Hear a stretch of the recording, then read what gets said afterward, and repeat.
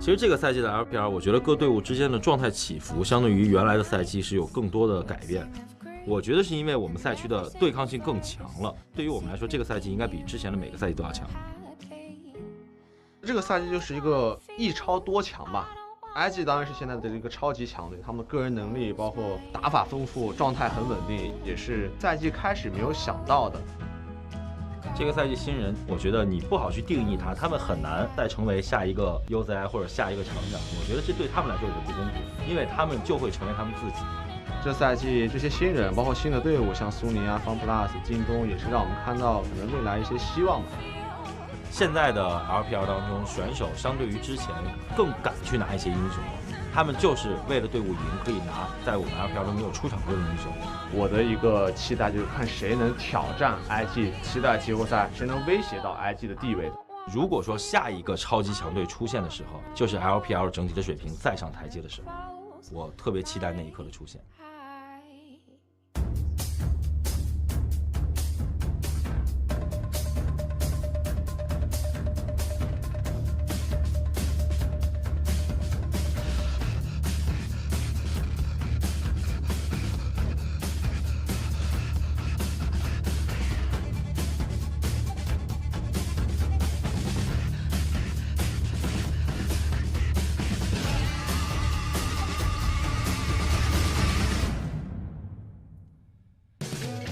It has taken us 10 weeks, but we finally arrived at the final day of the group stages of the LPL. All you other regions, yeah, you're in your playoffs, you're in your grand finals. We're just getting started. We haven't even reached our playoff stage yet. And in typical LPL fashion, although over 310 games have already been played, the final match will decide the final seeding, the final positions in playoffs. Welcome everyone.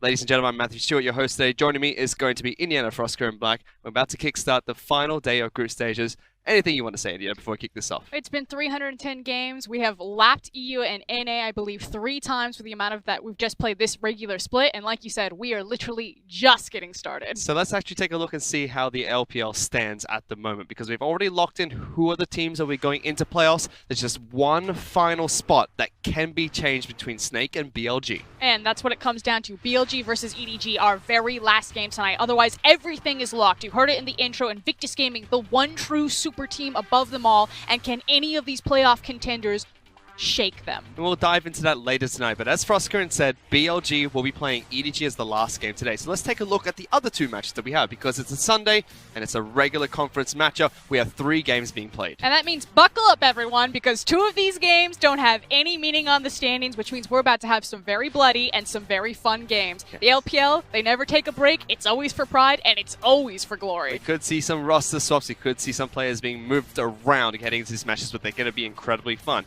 As we mentioned earlier, one final match will determine the seeding between BLG as well as Snake, but we can take a look and see what the playoffs would look like if it was locked in right now. And this is the thing, that BLG versus Snake, that is a huge difference in terms of the playoff bracket. Would you rather be on the side of death between RNG and Invictus Gaming, or would you rather look at that top side of the bracket, JD making a scrape in there? And although you can be on that side of death with WE, RNG as well as Invictus Gaming, making a win here for BLG would put them one step closer towards the semi-finals. They would get that extra bye moving into the next round if they can pick up a victory later on today. But before we go into all that, I know that you have some thoughts about the LPL before we get into our first match. You've got some awards to give out. You've got your All-Pro team lined up. What do you want to touch on? Yeah, so I want to start with my All-Pro team. Now, the reality is like you said, the LPL, we've played over 300 games. We've had over 5 pentakills go down. What is this? This is my All-Pro team, Fish. Frosker, and that's... No.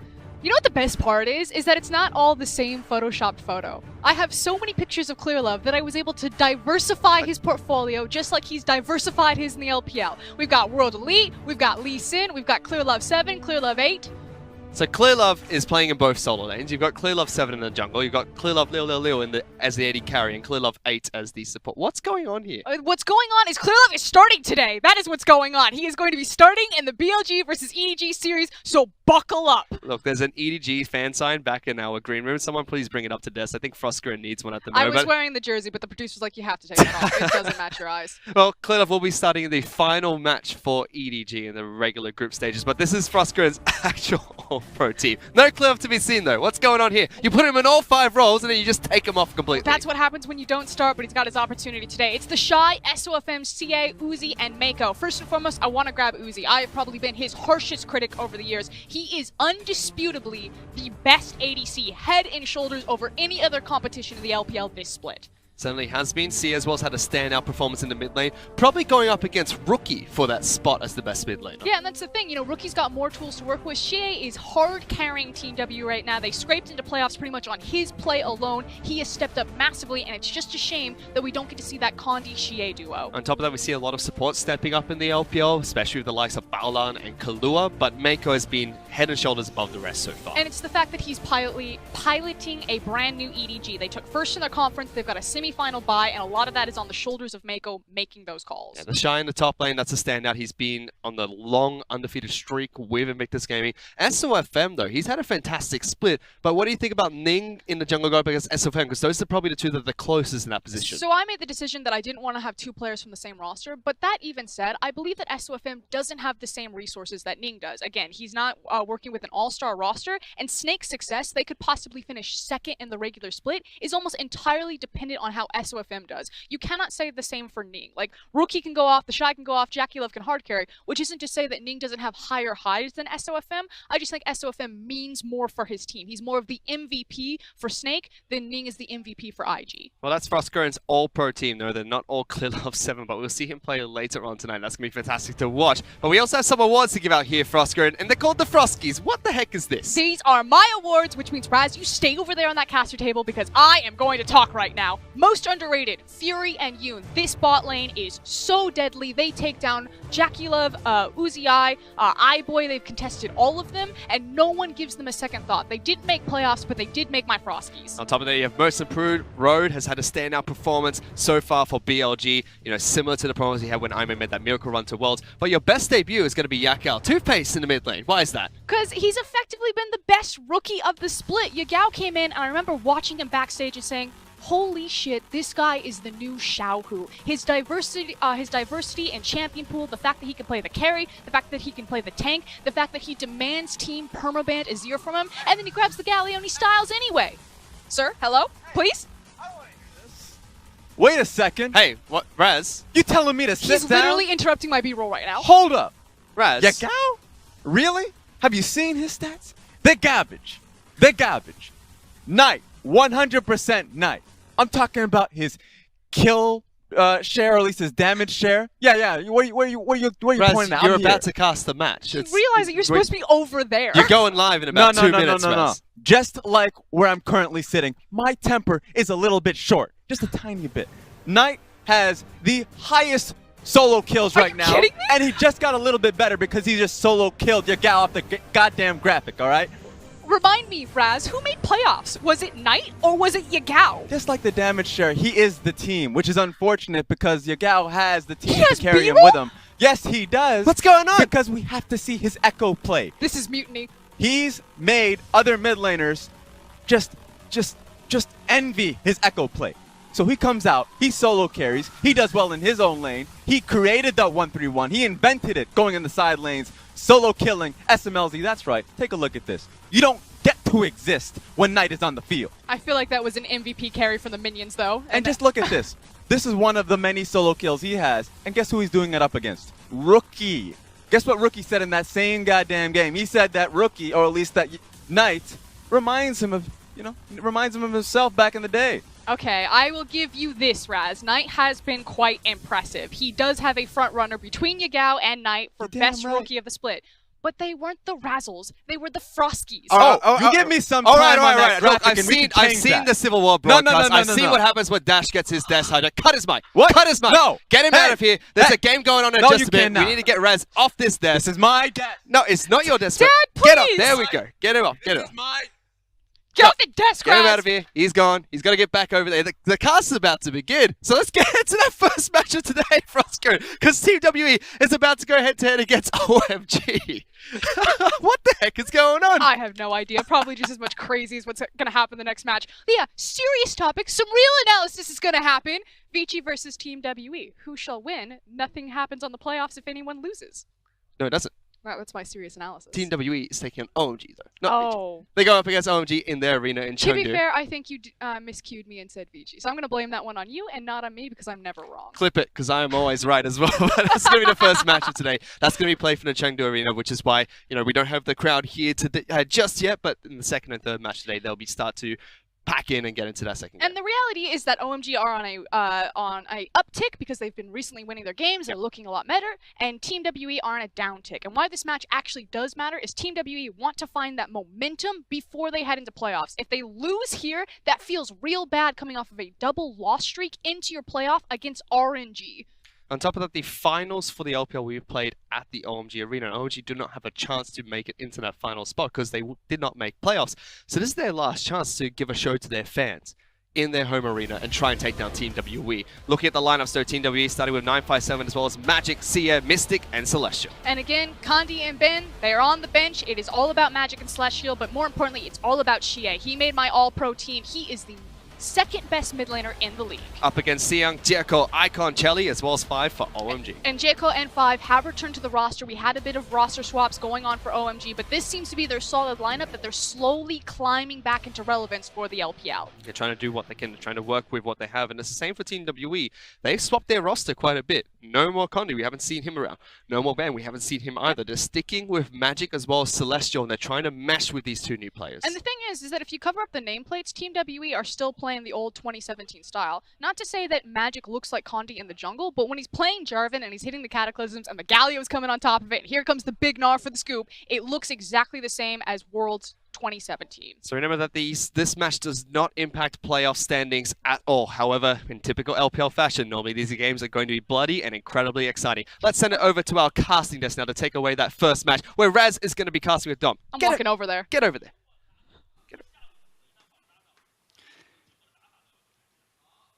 They think they can cut my mic and that I can still work this job. Just take it away, man. Take it away. Take it away. Let's go. Let's go. W versus OMG. That's I don't even want to get into this anymore. Yeah. I mean, we're fine. We're cool. It's just them. That's all I care about. Look, we can recover. We're fine. We're gonna show some class, and we're gonna recover here. Yeah. I'm Dom. This is Raz. This is our desk. It's WEOMG. Azir, Zion, banned away from OMG, and an Olaf as well. Tom Kench Sejuani.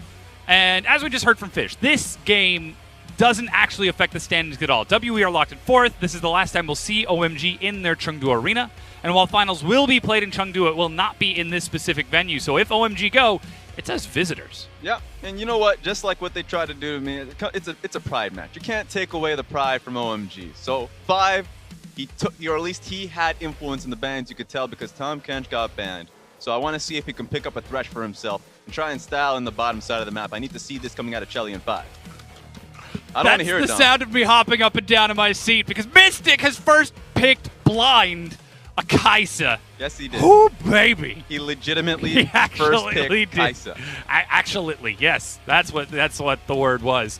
Swain, though, will be passed over. See, I love Kai'Sa, and she's great, but you can't just blind pick her, Mystic. Remember, it's 0.5, so she isn't just broken because of the extra range and numbers that she got. So this is a poor laning phase pick. And honestly, she works quite well with the Tom Kench as well, just to kind of make her laning phase not broken. You can always protect her in the lane. Tom Kench got banned out, so I want to see what Celestial will pick up from.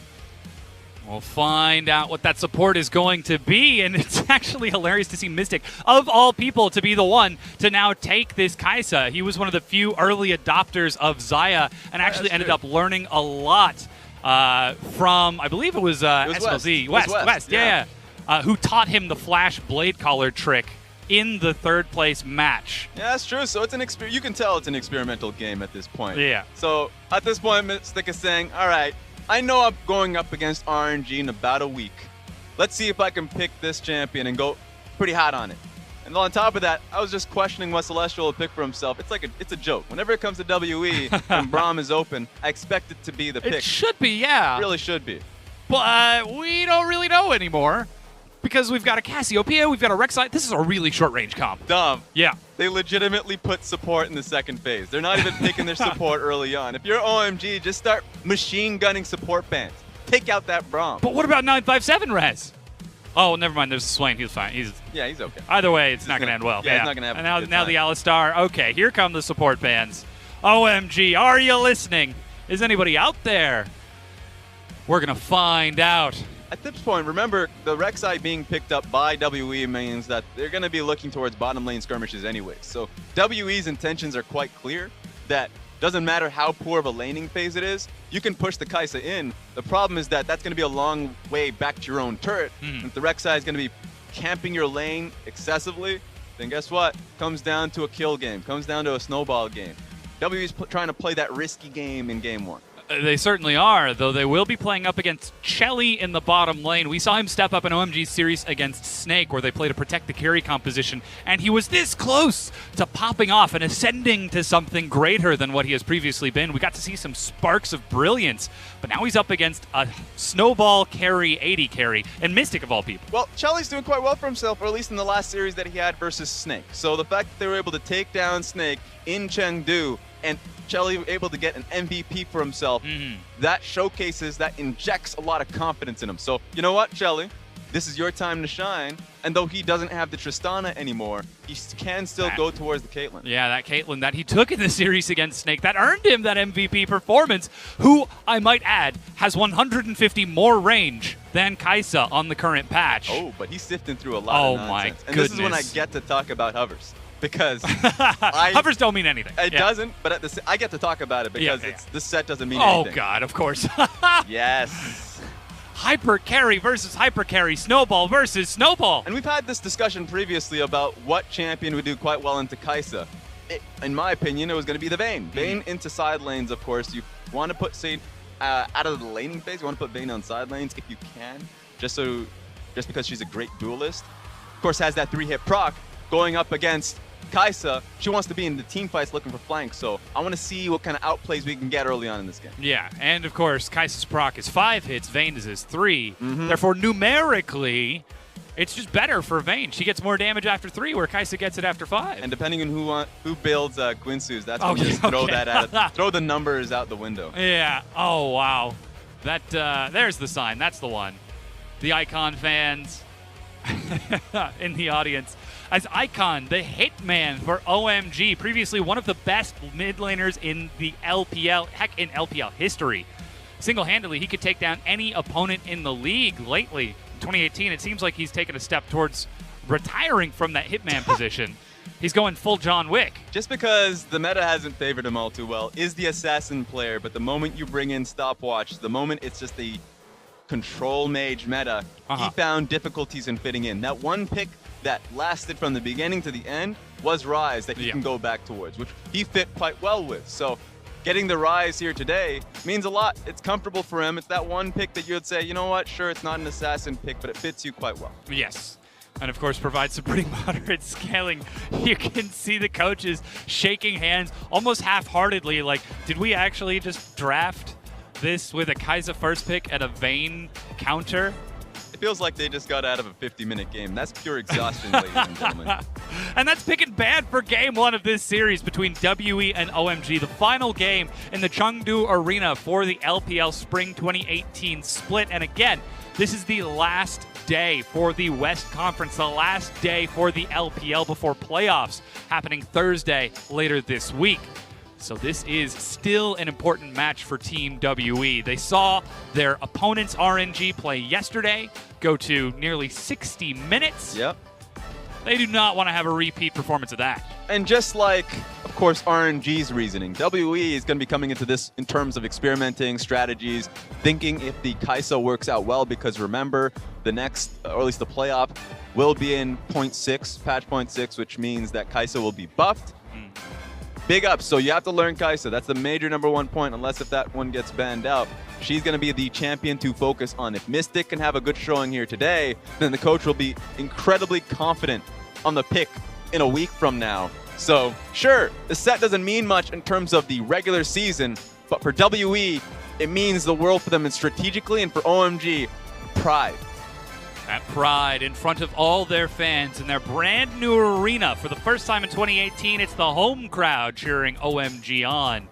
and now trying to take on longtime rivals, one of the oldest organizations in LPL history. It's Team WE, and while the rivalry might have floundered a bit this past year, it is still alive and well in the Chengdu Arena as these teams load onto the Rift for game number 1.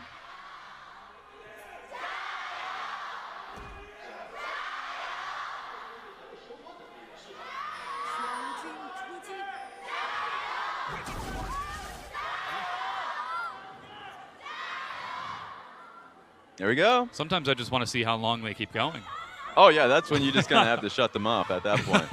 It's the first time I've heard OMG crowds be a lot louder than the WE crowds. Yeah. Only in Chengdu. But of course, again, this is the last time we'll get to see OMG in this arena until the 2018 summer split. But looks like we've made our way onto the Rift. It was standard defensive lines, both junglers starting off on the bottom half. Fleet footwork on the Kai'Sa as is standard. And Chelly actually taking the precision. That I totally forget the name of. Was, Press the attack? Press the attack, That's the one. Yes. And here's the important thing of this. OMG has to be aware of the weakness in the bottom side of the map. Sure, they're trying to take advantage of the fact that that's a Kai'Sa first pick, but it's very hard to do so when you pick up the Ryze mid lane, which means that Cassio's going to have priority in that lane early on. Rek'Sai is going to be incredibly fast in his pathing. So right now, CA and Magic have the bottom lane just completely focused on. So Mystic should be safe, regardless of the first pick priority that he had. Oh, we've got some stacks building up as Mystic trades out with Chelly. And you're exactly right. That bottom lane is a little bit vulnerable from both sides as 957 is just asserting dominance over Xiang. Yeah, I mean, even though Swain is a fantastic flex pick and is a strong laner, level 1, when he doesn't have items, when he doesn't have his catalyst, is really poor. Doesn't dish out any bits of damage. So, of course, level 1 shield from 957 will be able to outdo anything. It's going to be an early heal and the exhaust onto Chelly. All it takes is one more auto, but that's 500 range for you. Can't catch up, and suddenly the trade is no longer favorable for Team WE. Yeah, but even still, Celestial does have minion dematerializer, so he's going to be fine just hiding behind the wave, pushing that in. So it's going to be Mystic and Celestial getting the first go at the wave. Magic, in the meanwhile, is taking a deep trip up onto the top half of the map as 957 continues to push Xiang, already forcing him to burn 2 of those corrupting health potion charges. Very aggressive play from Magic this early on. We call him the ganking jungler for Team WE, but right now it seems like he's taking a completely different route with invading and tracking Jekko. This is what you have to do. If you don't have access to the mid lane gank, if Icon's playing safely in that regard, then you have to take the next target, which is going to be Jekko. And if Jekko's playing safely, then you should take his camps. At any point, you should be able to get an advantage. I know Vitality tried to do something like this in Game 5, and they failed when they were going up against an Ivern just last night. But if you have the stronger mid and jungle synergy, please utilize it. Please.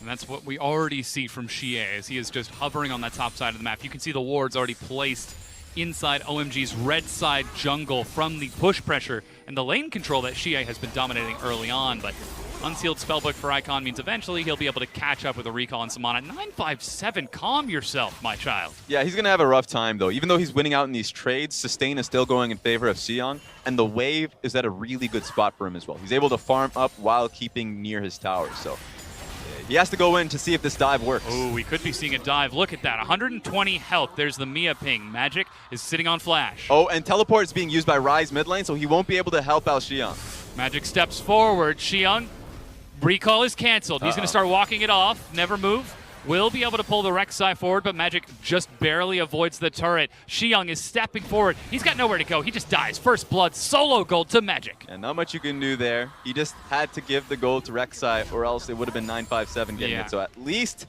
957 doesn't get the assist, but he still gets denied the entire cannon wave. I mean, at least he gets 3 minions if he TPs, but that's a lot of experience in gold. That is a while to go, and already a 20 CS lead for WE's top laner. It's hilarious. They picked the Snowball AD carry, but all of the focus, all of the attention is on the top side of the map where 957 is running rampant. Yeah, I think that would have not been an issue for OMG had Jekko been topside in that instance, because Xiang had strong wave control near his lane. He just needed the defense of Jekko at that time when the wave was crashing. Defend him on the wave or he loses so much. If he was there for that pushback, then Camille has to base from that. She doesn't get anything off of it. And then suddenly Xiang comes back into lane with at least components for Catalyst. So a lot is lost from Xiang, and it was just a communication error from him and Jieko. But we do see a little bit of extra farm for Jieko. We'll keep an eye on what lane he decides to impact after being tracked so aggressively early on. Of course, Trundle capable of ganking willy-nilly as he so chooses. It's a hard life for that, Trundle. pillar. Early game, sure, he has pressed the attack, and he's going to be able to skirmish the champions if you can catch them. But if you're Magic, you're not going to be looking for a 1v1 versus Jieko. It's not going to happen. As long as he's beside Xie, it's going to be a 2v1. So for Jieko, he can't really gank properly unless if he goes top lane, and even then, just sending out a pillar is not enough. You'd have to expend flash as well. So for Jieko, I don't know, the Trundle pick is going to have some problems. We'll keep an eye on it. Another recall from Icon as Jieko will be able to secure his Raptor camp this time. Was the crowd actually cheering over the smite for a Raptor camp? They're cheering for everything right now. Yeah, apparently very excited for that.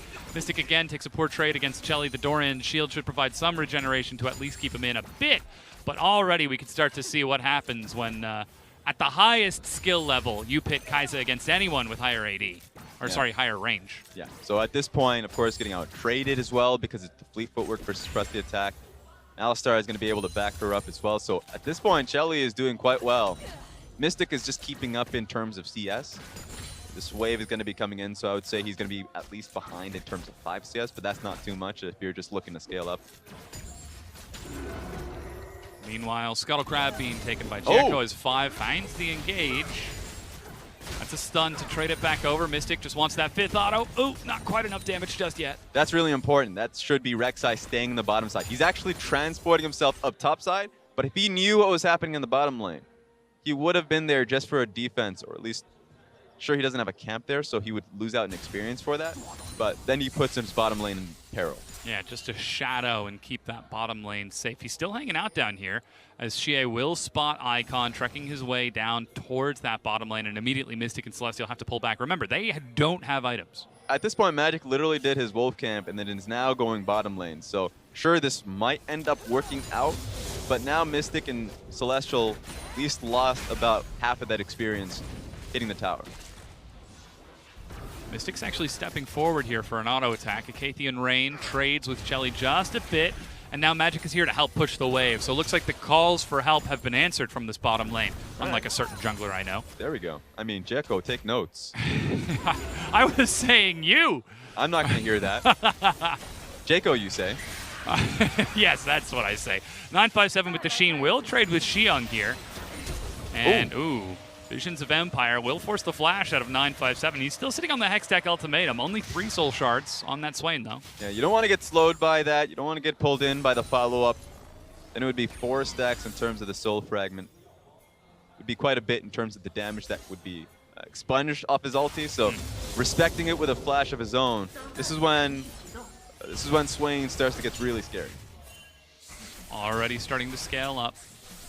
957 still holding on to about that 20 CS lead as he holds a wave at his turret, but Xiang seems to have recovered so far. Again, we'll be monitoring his progress. There we go. He gets the catalyst for himself. So now at this point, he's probably going to end up going towards the Rod of Ages for the AP. If he goes in towards Abyssal Mask, then it's just going to be purely for the Cassiopeia, which is going to be a little bit... I just don't agree with it. So Rod of Ages is what it should be, and so he's going to be able to deal with the side lane. They have a 1-3-1 technically because they have the double teleport with Ryze and Swain. So if you're OMG, you're going to be fine just dealing with the lanes, being safe in it, and then once Chelly gets a static shiv, you could start to change up the lanes. Once again, the trade down bottom, 5 steps up and tags Celestial with a stun, but Mystic is building a healthy amount of AD. For it. Mystic gets knocked up.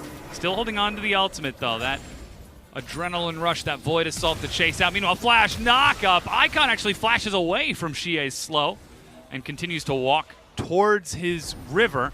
You can see 957 is on the way to try to collapse. Xie flashes a wall to land a snow with the miasma. 957 at maximum range catches up the Hextech Ultimatum, and he's going to give the kill over to Xie. What a guy. Yeah, you know what? That's just strong communication. Magic tagged the Ryze and didn't use his ulti because he recognized 957 was coming in for a flank as well. So they knew that they had 3 members and didn't need to use the extra resource of the Rek'Sai ulti to get the kill. And now we've got another kill for Team WE. Xie in that mid lane against the retired hitman of Icon. It's way too early calling him that. Give him a I'm chance. calling him John Wick is what I imagine that would be more of a compliment than calling him an actual hitman. Is that even a good movie? Raz. I've seen like half of it. Oh. Is that the one with the bees? With the bees? Uh-oh. That's B movie. Okay, we have a problem. With Jerry Seinfeld. Okay, all right. We're about to get some film culture after the LPL is finished. But for now, we'll keep our film references to a minimum as Celestial face checks a brush, challenging Smite and Subjugate. He's very low defenses right now. Condemn against the wall. He dashes back. The dive. 5 helps get Shelly the kill. Mystic still holding on to it. Really well done, and the wave is crashing in too. Mystic needs help, so that means Rek'Sai needs to start booking it. You know, maybe not. Can a Rek'Sai book it? Or does Rek'Sai boogie? I would say swim. Look at him. Swimming. Spotted out by the ward, placed by OMG. So OMG, we talked about where Gieko would end up going. It looks like it's been that bottom lane. He's roamed down here once, twice. Now he's going to find Xie. Ooh, good sidestep there. But Xie is still just holding his ground against 2 people. Gets ganked and says, you know what? I'm not having any of this. Yeah, they know that he has his cleanse up too. So at that point, he has cleanse. If he has a good enough range against Ryze, Ryze won't have the damage to kind of take her down. So at that point, responsible decision to walk away. He still got that Archangels too. So that's a lot of AP. Not quite as much as otherwise, but still respectable. Yeah. Especially if bottom lane went out so well, Gieko doesn't have to overplay his hand. I mean, this game's looking real good for OMG in the bottom lane with Vayne having that lead. Slight CS lead and that kill on a Vayne. Not always something that WE would want to see. But there is also incentive to cover this bottom half of the map because of that Mountain Dragon. You can see Celestial and 5 now fighting over vision, but there's still so many deep wards placed by OMG on this side of the map. Yeah, there's way too much tension bot side. No one wants to start the Dragon because it does way too much damage. So they want the Dragon to be the reward. So the only way the fight gets started is off the towers themselves. If you start chipping at the tower, if you start forcing a dive on that tower. The first dive worked out well because, you know what, no one had the ability to contest OMG's dive. Magic wasn't there. Now Magic is probably hearing it from his team. It's likely going to be there, so watch out for that. They're trying to collapse onto Xie right now, but immediately Magic turns with the counter gank. Realm Warp allows them to catch up. Flash knock up as 5, 3 versus 2 has split Xie off and picked off a kill. Now Magic has to head out of there, so really good communication. Specifically Icon sending the Alistar straight in towards the back line. So right there, seems like 5 is in this game. Constantly looking mid, and he's trying to make plays to impact that mid lane matchup. Knows that that's going to be the most crucial point of this game right now. And again, this is the last set that OMG will play until the summer split starts.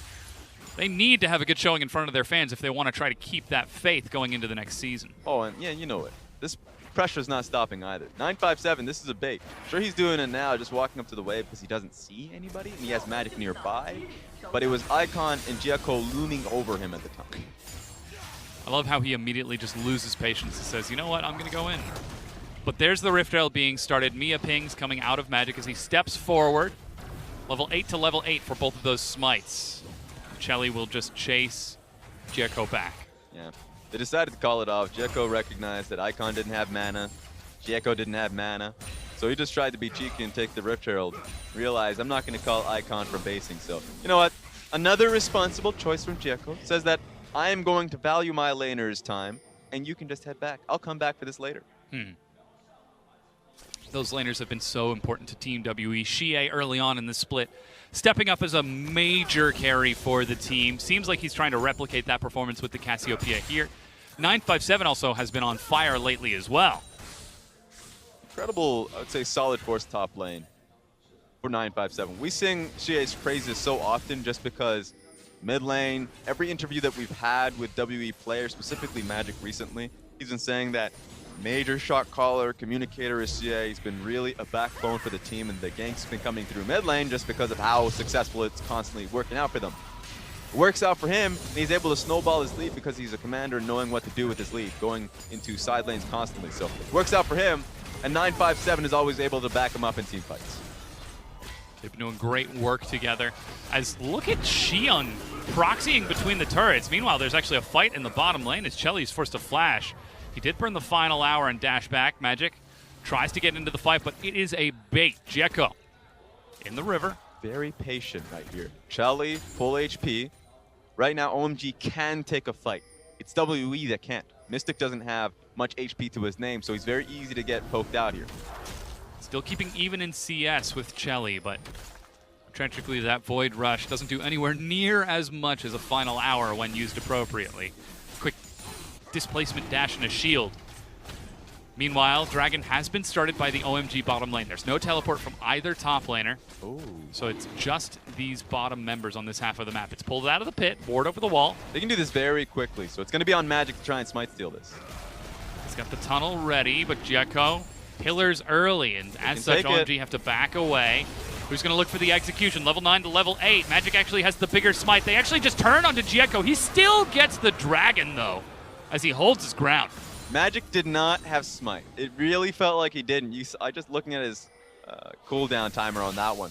So Jekko knew that he was able to take it for himself, even had the bite in terms of execute. So thankfully OMG is able to still get it. I don't know why they backed away from it though, because Chelly and 5 were at a really decent position for themselves.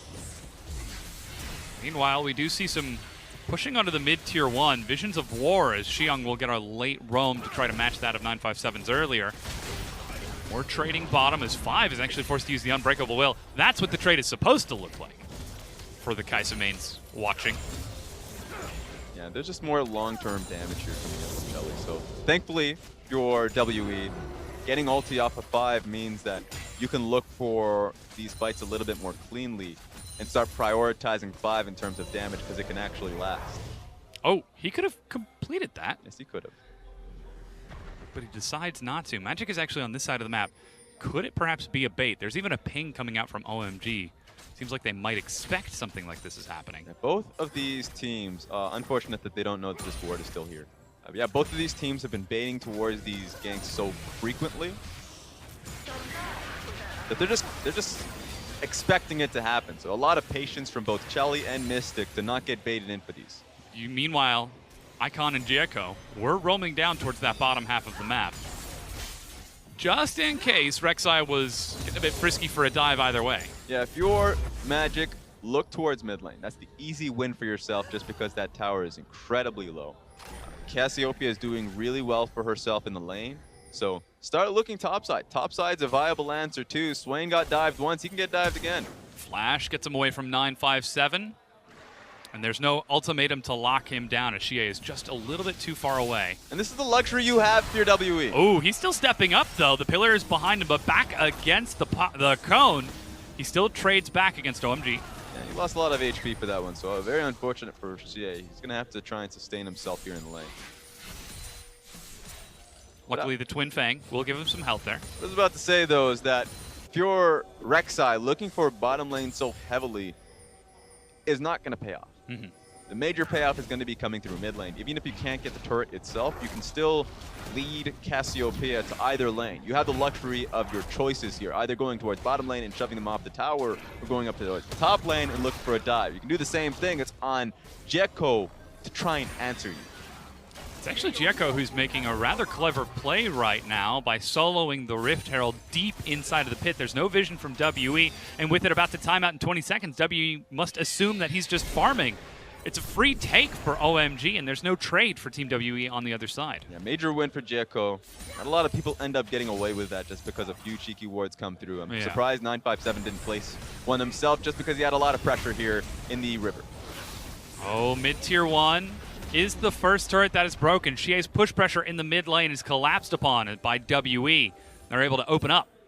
You can count on WE to just take that step back and recognize what's easier for yourself in the lane. So this time around, as I said, got the mid lane tower. Now they can push in an extra wave and look elsewhere.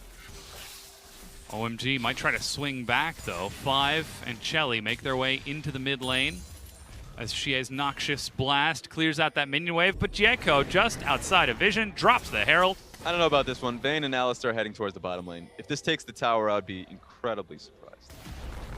Big charge. Jekko steps up and the pillar to deny any further help, but yeah, it was optimistic. They could have used it on the cannon wave that was coming in, and they could have asked their bottom lane to stay in the lane. That actually would have taken the tower just because of how much HP the tower would have been working with. So that's just Bad calls from Jeko. Could have held on to it too. So he didn't even have the excuse of it's about to expire. I need to use it now. And this perhaps could be why we look to the communication of Team OMG, because they are cycling through junglers so frequently here in the LPL. Remember, this isn't the OMG that went to Rift Rivals and helped the LPL team so aggressively. This is a completely different team, though some of the names may look the same. They have not seen that success since that Rift Rivals meta. Yeah, the two questions they have to ask themselves are who's the carry without SMLC and who's the shot caller if you don't have a constant jungler. That being said, OMG 5 is going to be looking for that play. Oh, Ignite. They're just going to burst through Magic's health bar. 4, nearly 5 members on that side of the map. Meanwhile, Mystic is recalling while Xiong takes a turret. And it is a very happy trade for OMG. Yeah, it looks like 5 is just speaking to us. He's saying, I'm the captain now. We're going to the mid lane, and it's going to be WE that tries to stop us. It might fail. Certainly might. Brings the wave in, but there's still that minion dematerializer. He's sitting on 3 charges just in case we see a Banner of Command later on. That's true. Even Mystic is playing scared on the other side of the map. Reason it's looking so good for OMG right now is the static shift purchase from Vayne means that they get the opportunity to push a lane much quickly than Mystic can. So they can push a wave and look to roam. Right now, Vayne has the opportunity of just staying within her own lane, doesn't necessarily need the help. So now 5 can look to roam elsewhere. At this point, I want to see what their lane assignment's going to be, because this is when I'm looking towards Icon and Xiong taking side lanes. But now that you have a Vayne, you can be a little bit more versatile in taking Vayne in side lanes. So if they see Kai'Sa top lane alone, Vayne is going to answer that. Absolutely a happy trade. Realm Warp down bottom to find 957, but Jeko hops out. Pillar of Filth for the slow, but 957 still has flash, and WE turn towards the Baron in full vision of Team OMG, but Icon has got to hoof it to that side of the map along with Jeko. Teleport gets Xiong and 957 into the pit. It's 5 versus 3. Baron picked up by Team WE. They turn onto Shelly. He's caught in the ultimatum, but they need to finish him off. That's 1 kill for Mystic. 957 goes in, but Shelly dodges and gets another. Meanwhile, WE with the Baron. Are they going to decide to chase or back away? They have to get out of there. OMG only had 2 members for that fight, and the saddest thing about that is that Shelly did get a massive outplay.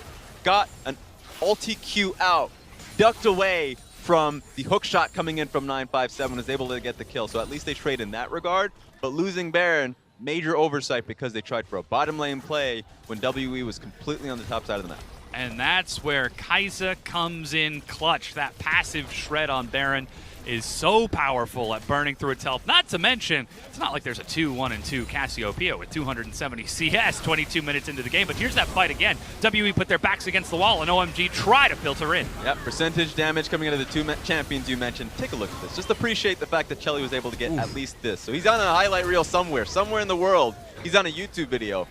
Already? That's his takeaway, yeah. Okay. They work quickly. That's a fast turnaround. As an editor myself, that is impressive. Some people out there, I don't know, they have some kind of insight. They're oracles, really.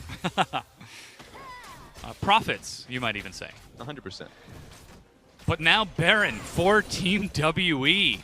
The thing that they see in their future is an imminent victory over Team OMG. And look at this, Mystic's actually gone for the Runon's build, trying to go for E-Evolve second. Instead of going for the Guinsoo's second. Guinsoo's third, it looks like, is on the queue for him with the recurve bow and a pickaxe. Such an expensive build for Kai'Sa, but hey, it pays off if you got the kills. Yeah, got the kills. Has the CS, 256 for his name, so he has a 20 CS advantage over Shelly, so he can just dish out the cash, go towards the build. Guinsoo's is always rough, so I don't expect him to be basing it anytime soon just because now he has to go for the blasting wand. So as long as he can just pick up and side the waves. completion buy. I know, right? So that's just quite a lot to invest in. So as long as he doesn't base anytime soon, then they're all right. That's why I'm expecting WE to play a little bit more lamer at this point in time. Sure, they have Baron, but as long as they can take the Baron objectives being the 2 inner towers and start farming it out a little bit, it helps out Mystic quite a bit. Now we don't have teleport for 9. Oh, he's going for 5 is Hex flashing. Into our hearts, into our minds, right there. Mind blown. Okay. Can you change the direction of Hex Flash while you're channeling it? Yeah, you can do it. Okay, so he was like going, and then somebody said no, and he said okay, yeah, and then just went backwards. That's the real story of I it. see. That's definitely the real story. I use it a lot on Alistar, just sitting in lane. I would Hex Flash and then just flash, or at least Hex Flash away from them, just saying I'm zoning you from the wave. I'm just not gonna miss. Here comes the Baron Cannon minion. Mystic's actually doing big damage, and the turret is broken down. Mid-tier 2 opened up. There's the swap as expected. To bottom lane, it's actually Xie and Magic who are heading over. Mystic and Celestial still hold down the wave here. Yeah, they have good control wards too. WE has good control wards in that blue side jungle, so they don't necessarily have to commit to these turrets. It's OMG that has to stay in their side of the map until they see WE. Oh, Xie cleanses. He steps forward, but gets a stun onto 3 as the fight breaks out. Jekko is dead. Mystic Kurt skiting around the side, trying to get in, but he's pulled with another excellent never move. And that's another kill over to Shelly. Realm Warp to chase, but WE, they've gone way too far. This is not a fight they can win unless it's a massive outplay. And with the carries dead, 957 has nothing to do but die himself. WE walk into the waiting arms of OMG's ace. Yeah, a little bit awkward. This is when they realize that the single target damage coming out of Rise in Vayne is a little bit too massive. So Magic walks up, realizes that he's not a true tank for himself. Gets obliterated quickly, same with 957. And the moment you take 2 of those tanks down, then it's just Mystic and Xie realizing that they're alone. That was a great ulti from Xie. He got 3 people off of it for himself. But it was already reactionary. It was after he got hit by the never move. Yep. That's when it gets sad. So just take a second look at this. So the never move comes out really well done by Xiang. So he gets 3 people in the snare. But that's just the sad part of it. That sure, you're able to take down Jekko, but you're getting bursted down by Vayne and Rise. And if you don't have the tanks to walk up and zone for you, you're going to fall. And another excellent never move just afterwards to pull Mystic in. The 2 carries of Team WE chunked out and killed in the span of a few seconds. And like you said, that single target damage is just so threatening. It really seems like OMG's composition preys on the mistakes of your opponents. If anybody 100%. steps up, Trundle is like, I'm just going to split you off from your team. Yeah, and it wasn't even optimal damage too. Chell was just attack moving. He was actually hitting minions on the way there too. So he was just saying, if I was focusing really hard on this fight, you would die faster. This is the fact of the matter. Is that actually the phrase? The fact of the matter? Either work. One is more correct. I mean, as a matter of fact, the fact Team of the WE, they're still in the lead. You got me. I'm trying to, but still, OMG breaking down the tier 1. Or at least they're trying to, and they don't. Yeah, here's the thing too. Right now, Chelly is a massive threat to deal with. Has 3 crit items to himself. Static Shiv, of course, has the Infinity Edge and the Rapid Fire Cannon. He only really needs an armor penetration item. Doesn't actually, you know what? He can even just go Bloodthirster if he wants. He can do whatever he wants at this point, just because there's not a lot of tanks walking up to him. Yeah. Sure, Magic has armor, but it's just really Magic and Celestial. There goes another shot from Mystic to try and defend, but 5 is on the side with his own flash, ready for the engage. OMG just outside of vision. 5? Maybe 4. Decides to walk it off. Well, he'll see them in 3 minutes. I mean, he still has the flash. What happens in 3 minutes? I was just trying to be synergistic with you. Really, he'll just see you in 1 minute. Oh, I see. Yeah. Mountain's coming up in 1 minute, so at that point, that's when he'll see them. I mean, hopefully they see him first so they don't end up getting caught themselves, because as you said, that Mountain is up in 30 seconds. Baron respawns in 40, and this is going to be a much closer fight. Gwinsu's finally finished on Mystic. Of course, each attack from the Runans reduces the E cooldown by 1.5 seconds instead of only a half second, as each bolt also counts as an attack. And once Gwinsu's is fully stacked, every other hit applies an extra shot of your passive. So you go from a 5-hit champion to a 3-hit champion. And she's incredibly strong with crit as well, so the fact that he has crit should be going towards Infinity Edge afterwards as well.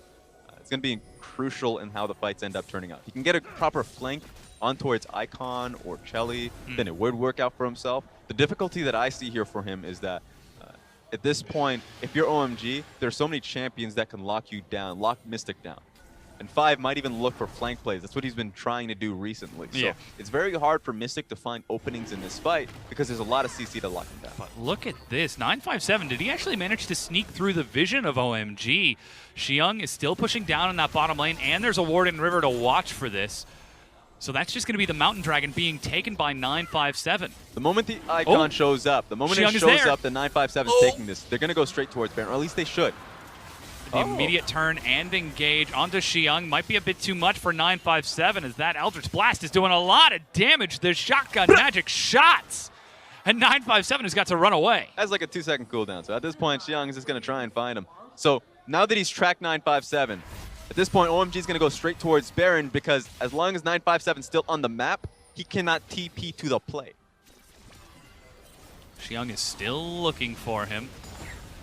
I'm actually disappointed OMG just didn't try and go for it. They have tanks there. Alistar could have tanked it, or maybe even, I would say Gieko tanks it, so Alistar looks for the fight. Here they go. That's the Ghost. Flash knockup onto Xie. Visions of War as 957 is showing up from behind. Xiang tries to get in, but that's a teleport as 957 has found Icon in the back. And meanwhile, Xiang just got destroyed. 957 still alive. Finally dies to the auto attack, but the team is split on opposite sides of the wall. OMG chase it down. Gieko split goes down. Icon steps up, but Celestial tanking in the front. Blocks the hits. A huge 4-man knockup. A huge chunk of burst, but it's still not enough. Oh! Chelly's feeling it. He flashes in. He gets one. Does he have enough for two as Mystic is in the back? He's found one, and the carries for WE come up aces, and they win this round. The surgical precision there of WE was what won them that fight. They shouldn't have won just based off the raw strength of Chelly and Icon, but the moment they started to funnel through in that corridor, you saw, of course, the miasma come through. Suddenly, Gieko's on his own. He gets assassinated.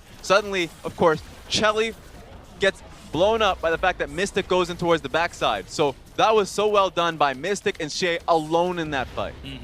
Individually smashing their opposite opponents. Mystic finding Icon. Here's that fight again. Great knockup to engage it from 5. Yeah, great knockup. Here comes the problem from OMG, though, because Xiang is going to try and play, I'm going to lock you down, hopefully, try and be annoying, but he gets completely demolished. So the moment 957 wastes a lot of time, finally gets locked down, take a look at the miasma. Icon, Chelly, 5 cannot follow Gieko. He gets obliterated. Suddenly 5, the main point of engage, has to walk up. He goes in, but the moment he does that, suddenly Icon and Chelly are left to themselves. So they still try and walk up even with 5 not being able to tank for themselves, and that's when they can get torn apart and OMG gets shattered. Wow.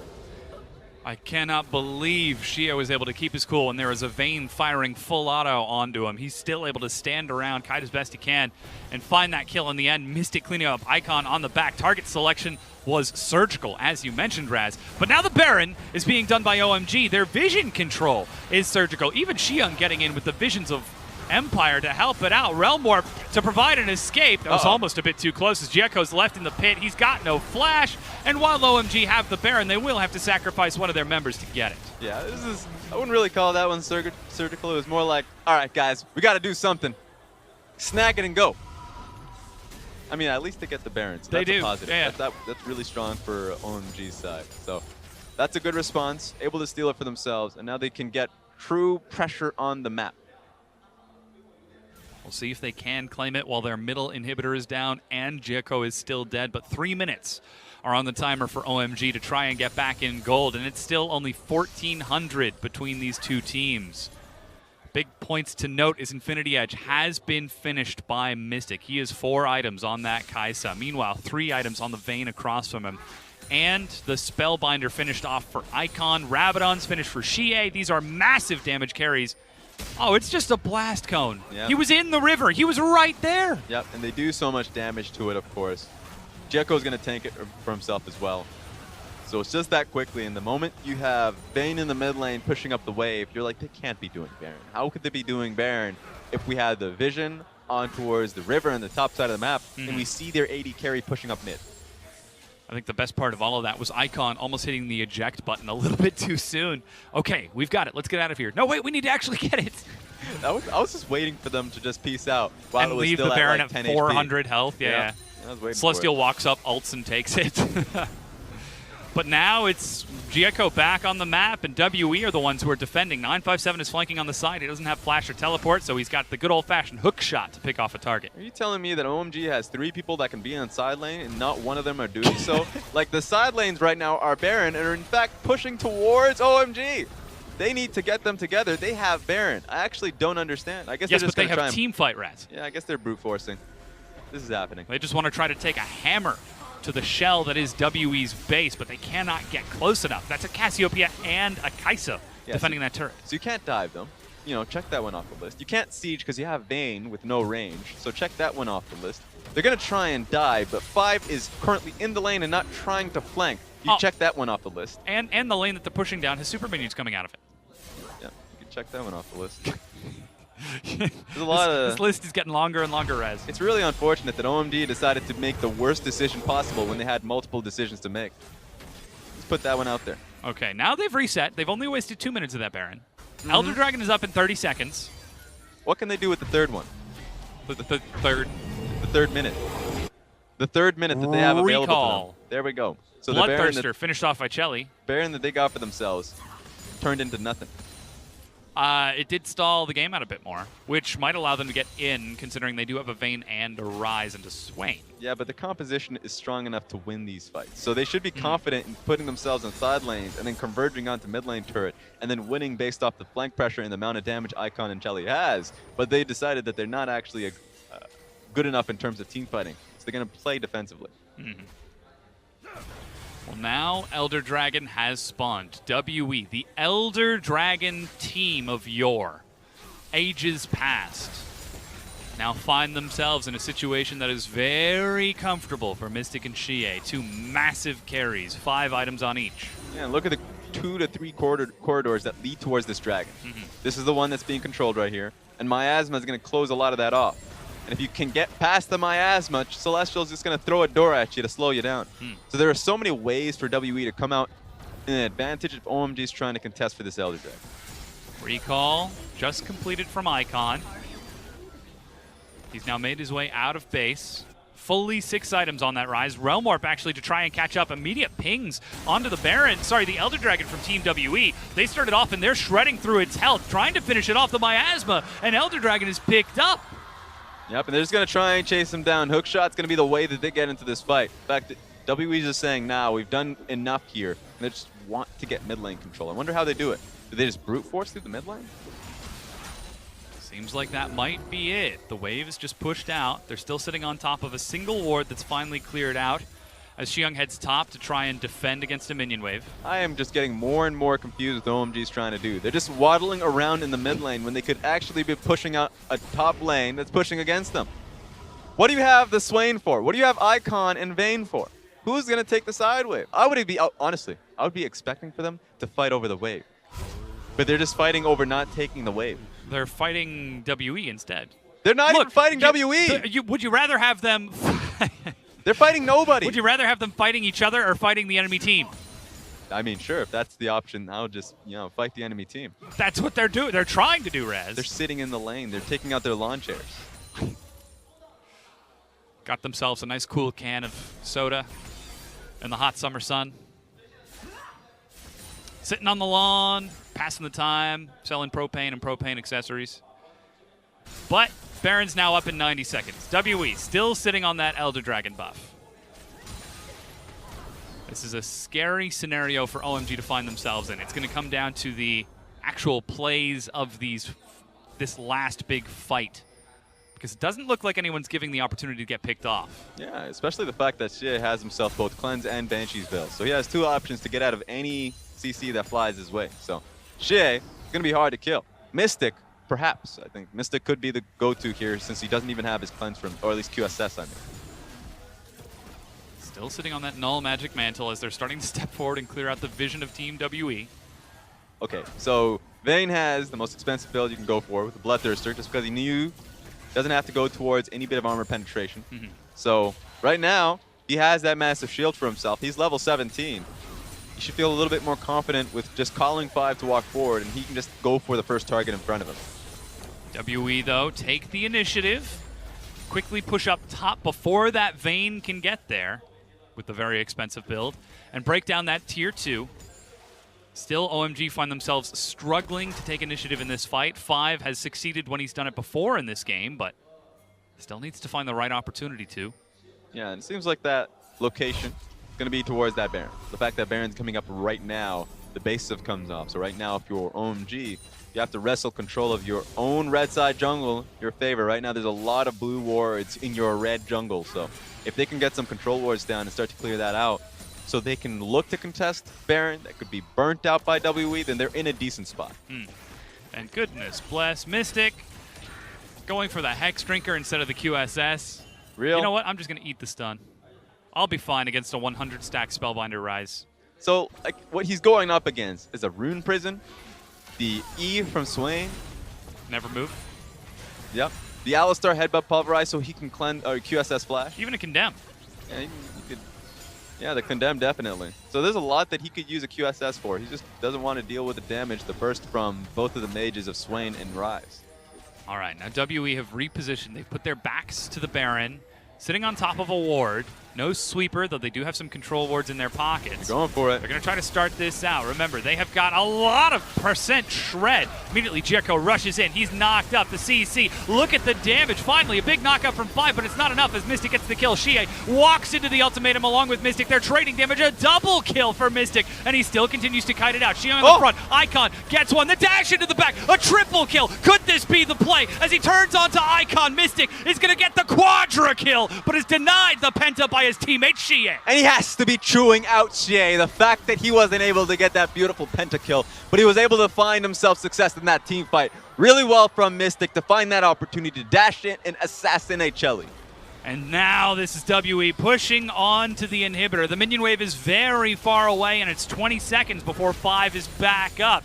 You've got to wonder about the comms here. They can taste the end of the game. It is right there in front of them, but they need to wait for that minion wave, and they might not be able to end it here. Yeah, do quick maths here. That's 5 seconds on Trundle. Yeah, they started to realize it's starting to click. They can't do this, so they're going to head out. But they got the waves at least. The waves are pushing mid lane, so they can base a little bit more comfortably. Now there's a lot of vision around this pit, and remember, these are the 2 members with that percent shred. Mystic steps up and starts shredding down the Baron. Shie firing across. Teleport is ready from Xiang, but the Baron is so low and is already picked up by WE before Xiang even spawns. That's how fast it is. I mean, Rek'Sai just has to sit there. It doesn't have to do too much damage. Just take a look at this, because the primary focus of damage here is going to be Vayne if you're looking at OMG. But Vayne's not able to do much because she immediately gets exhausted, and then she gets the miasma to the face, so she doesn't have an ability to deal any damage. Chelly is literally going back and forth, somehow gets stunned, and then gets obliterated. 957 sacrifices himself by hook-shotting with 2 True Silver Bolt stacks into the Vayne, taps the stun, which applies the plasma, and Mystic just goes in. I was wondering which stun it was, because he was able to get 957 mid-air, but the fact that it still landed. Yeah. Unfortunate, very sad, but it still happened and Chelly lost timing, out. Yeah. If the fight had actually reset and continued to play it out from front to back, it might have gone completely different. Did he just 3-shot that blue buff? Yeah, the man has a lot of AP. Pretty big. Rabadans, a death cap. Radabans. But blue buff now picked up by Shie. Makes his way to the top half of the map. And WE, that was an exceptional fight. We did get to see the Kai'Sa quadra kill, but they still have to end this game. They need minions to do that. Yes, the awkward part is it could just be another pentakill setup, because OMG has to defend this tower that's right now in front of their inhibitor. So if you defend that inhibitor, sure, that's great. If you don't, that's 2 inhibitors being taken down on the top side, and W has a gifted win. So right now is another opportunity for Mystic to look for another proper team fight, because OMG needs to defend this. OMG are over the wall. 5 has got his flash this time. 957 is split pushing bottom, but all 5 members of OMG are defending top. Wave quickly cleared out by that Rise, but they've already lost a tier 2. No banner of command means it's an old-fashioned siege for OMG. This is getting lame here. The fact that WE can just sit here and not have to press up towards the tower because Camille is already doing the work in the bottom side. Mystic just firing those shots one after another. Looking Here's for the a one-on-one juicy target to assassinate. Yeah, on the bottom lane, 957. He's fighting with Icon. He's actually winning that engage down there. Hook shot. And that's already the engage. They turn it around. That's the solo kill for 957. He's burning down in health, but walks away with his life while his inhib is taken by his team. Yeah, he had to try and outplay it. Icon didn't have flash. It was just coming up now. The fact that he didn't have it for himself means that he's not going to survive the second hook shot that hit him in the face. Immediately teleporting back in. Look at how quickly he breaks through the 3rd and final inhibitor, OMG, with Baroned up super minions. 50 seconds on the clock.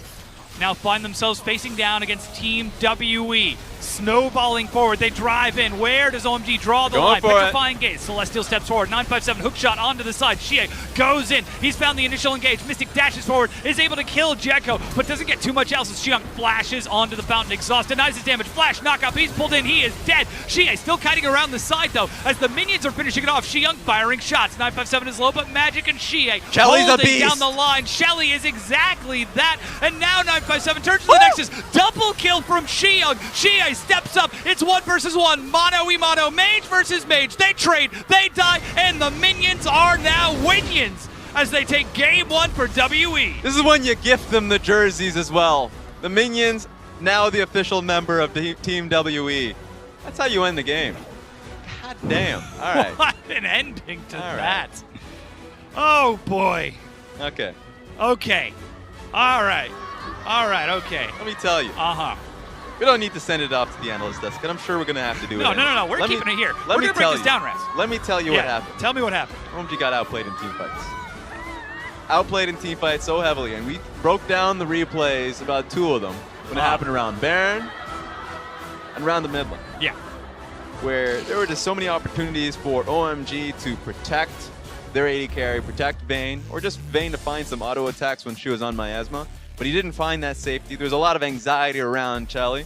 And so, even though he was able to dish out that damage, wasn't enough. Yes. It was Mystic that came out ahead. And this is where we look to Chelly stepping up more for the team. He's had MVP performances. We've really seen him grow quite a bit. But when he's up against Xie, one of the best mid laners in the league, dropping those miasmas, when we're seeing Mystic take Kai'Sa and actually looking remarkably proficient on the champion, this is just the difference between our top-level AD carries and our high-level AD carries. Yeah, I mean, he's probably really envious of the situation that Mystic was in currently, because even though Mystic had some great opportunities in those team fights, he was set up to succeed. If OMG's team fight shot calling was what we saw around Baron, or if their Baron shot calling of how they utilize Baron is just to sit in mid lane and do nothing, I'm pretty sad if I'm an AD carry. I'm not going to lie. That's funny that you bring it up like that, because that's actually a valid Baron strategy when you've got a banner of command. A banner of command, or a Zerat portal, Caitlyn, or anything that you can siege or dive with, but when you recognize that you can't dive against that composition, or at least if Alistar is not set up to do so because he's not looking for a flank, then what are you really doing? You had so many opportunities to find yourself in side lanes, they didn't do it. I mean, I already echoed all of that on cast, so you could find my ramblings there. But I was just like, got the footage. I just flabbergasted. And again, this is OMG not stepping up the way that we want them to. This isn't the team that went to Rift Rivals, and we've got to look at the communication. We've got to look at the shot calling for this. 5, he had a couple of moments during those games where he stepped up and he was like, I want to flash. I want to get. We're not going to the analyst desk. We're staying here. We're breaking down this game. You get out of here. You're going to too overpowered. No, we got to. We can break it down, Rez. You and me. Calm yourself. But yes, I will say the analysts are about to go and break down this game. Take it away. Thank you, Dom. Let's get the real professionals on camera now. Yeah, us. The 2 of us, not Dom and the other guy. Still have no idea who he is. He just hijacked the desk for a little bit and disappeared. But let's break down that game starting from picks and bans. Because we got the Kai'Sa first lock coming up for Team W. And we're going to deep dive into the champion later on. But still, curious picks. It was a bloody game. And this is what we expected between the 2 teams because the points don't matter at the moment. Yeah, and I will say that I do agree with that other guy's sentiment that OMG just got out team fought. But that said, it is actually very hard for OMG to win these team fights because a lot of them are going to be played front to back. And the issue is that you're playing front to back on 2 very short range or mid-range carries in Ryze and Vayne against a Cassiopeia. And while Kai'Sa and Cass are also kind of that mid-range, it's still incredibly threatening to dive back there. And it worked out sometimes, but it was more so, 5 stepping up and Team WE disrespecting, versus when Team WE got their ducks in a row, it's very hard for OMG to even break into that composition. And then Kai'Sa is able to, ping-pong around the backline and find assassinations when she feels comfortable that they've already killed the tank line. It was, and it was a really good play coming up from Mystic time and time again. But on top of that, OMG, they were pretty lucky in the few fights where Team W were able to take them down. OMG somehow still secured Baron for themselves, and that kind of seemed to prolong the game for quite some time against Team W. I don't know if lucky is the word that I would use there. I think that you're still seeing the growing pains or the cracks in Team W. Like, there's a reason why they're coming in as the 4th playoff seed as opposed to, the 1st playoff seed. And even though this game doesn't mean anything, even though it was very clear that Team W were having some fun there, that OMG were laughing back, they're one of the teams that when you smile at them, they'll smile back at you.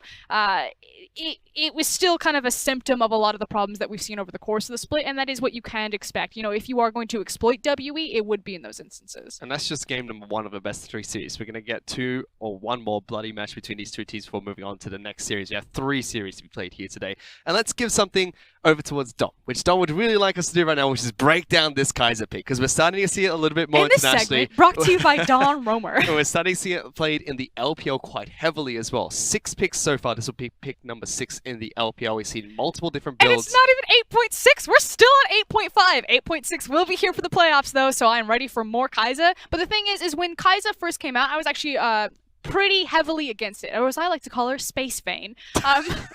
Space Vane, the thing is that for Kaiser, I feel like her numbers almost had to be overtuned because it's really hard to nail down the intangibles and the utility of her kit, that mobility that we're talking about. Because she does play very different than other ADCs. You know, like Vayne, she can be put out into a side lane because she does have that dueling potential, because she does have the safety. But I felt like if her numbers weren't putting her over the edge, that if you tune back that kit, that Kaiser would be pushed out by champions like Alistar. Because the only way really to kill her is to lock her with CC. But her short range does leave her vulnerable to that. Yes, it does feel very similar to Master Yi in a sense, where you have to lock him down with crowd control. If not, he's just going to pop off and deal a ton of damage during these team fights. We saw that in the last team fight of the match, but here were a couple where we saw the utility and the repositioning for Mystic win team fights for the team. And the reason why I call her Space Vayne is because she shares very similar attributes. Not just her dueling and assassination potential, but her chase potential. And the fact that she can find you anywhere in that team fight was ridiculous. Zips over the wall, then is immediately behind the next opponent, and then this is the quadra kill. And again, it's a ping pong maneuver. As soon as the tanks are dead and Kaiser is free, that they don't have any more hard CC, I'm zipping into the back line. This is where Vayne, as you mentioned, was able to pick up the quadra kill in the back line, dashing back over, going for that assassination. Something we see Kaiser do quite frequently since the release. And the thing is so we said we were going to do a deep dive. So we can look at the two different type of build paths that we've seen from Kaiser. Right now on 8.6, obviously the adjustments to Rageblade mean that Rageblade becomes a higher priority. On 8.5, Mystic still built it today, but we kind of have two core builds. You have the dueling build between the Rageblade, the Death Stance, Nashor's Tooth, things like that, and then you have more of the traditional crit scaling ADC build, the Essence Reaver, the Hurricane, the Infinity Edge, you know, the ability to sit in the backline and be more of that traditional ADC. Yeah, and we saw that was the build, as you said, from Mystic today. It was more the traditional ADC going towards the Essence Reaver. Does pick up a Rageblade in there somewhere to allow for that dueling and the double stack of the passive to still take place on Kaiser.